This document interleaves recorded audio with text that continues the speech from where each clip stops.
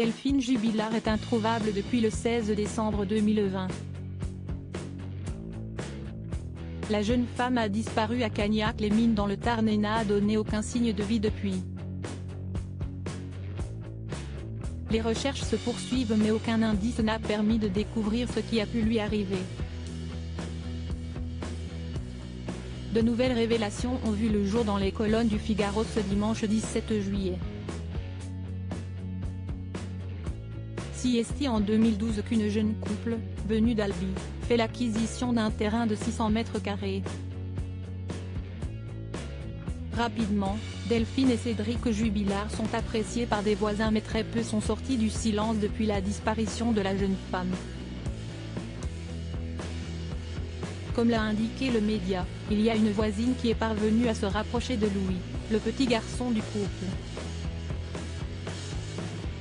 Il jardine souvent avec elle, il ne tarde pas à surnommer Mamie Olga, peut-on lire.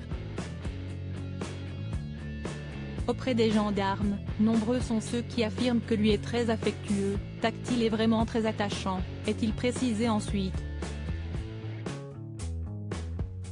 Pour rappel, le garçon a été entendu à plusieurs reprises puisqu'il avait notamment expliqué avoir assisté à une dispute de ses parents, le soir de la disparition de Delphine Jubilard.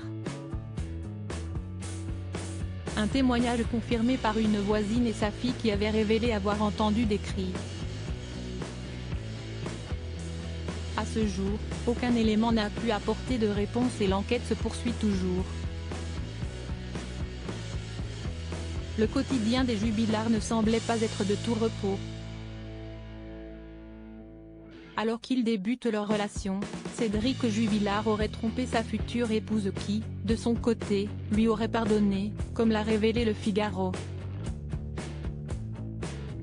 Un écart de conduite qui avait été assumé par le principal concerné.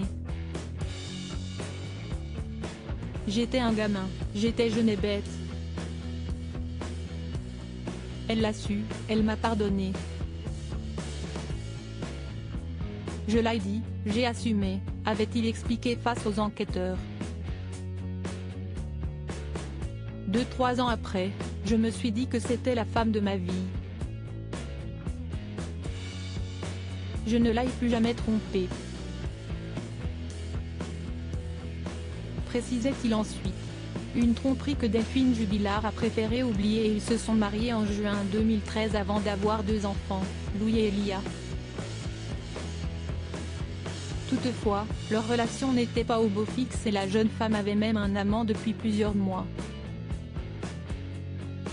Surnommé l'amant de Montauban, il avait été soupçonné par les enquêteurs et entendu à plusieurs reprises.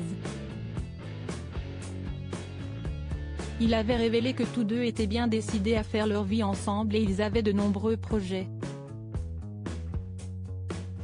Une idylle découverte par Cédric Jubilard qui aurait dit se joncter et aurait même fait des menaces de mort envers son épouse à sa mère. J'en ai marre, je vais la tuer, je vais l'enterrer, personne ne la retrouvera, aurait-il affirmé. Des propos pour lesquels le principal concerné s'est justifié à la barre, en novembre dernier. J'étais en colère, c'était des mots jetés en l'air, avait-il expliqué. Disparition de Delphine Jubilard, qui est le principal suspect?